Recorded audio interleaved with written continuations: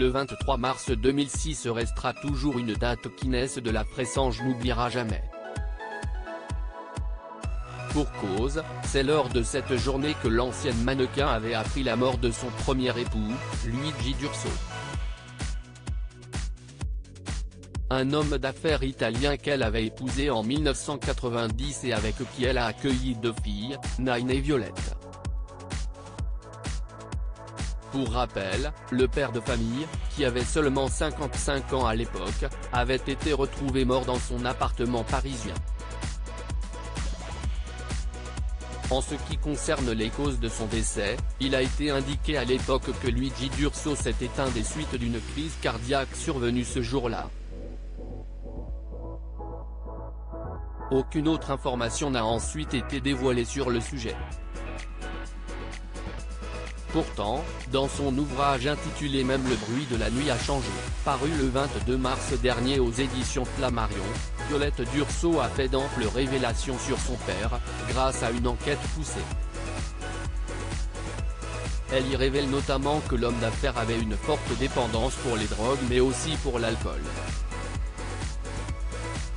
Un mode de vie tragique, rempli d'excès, qui pourrait expliquer ce décès si soudain.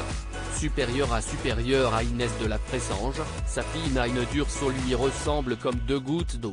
Inès de la Pressange, comment a-t-elle rencontré son compagnon actuel? Lors d'un entretien accordé à Paris Match en 2009, Inès de la Pressange avait évoqué non seulement son deuil mais également avoir retrouvé l'amour avec Denis Oliven. Un homme qu'elle avait rencontré par le plus grand des hasards. Il était venu skier avec ses 3 fils. Nous sommes devenus amis et mes filles se sont super bien entendues avec ses fils, s'était-elle souvenue.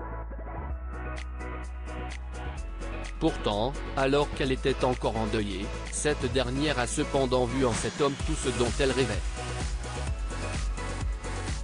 Un mec intelligent, cultivé, drôle et qui, en plus, aime ma progéniture, avait-elle signalé.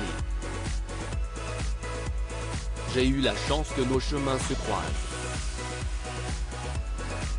Preuve qu'avec Denis Oliven, l'ex-mannequin a, au fur et à mesure des années, trouvé une épaule sur laquelle se reposer.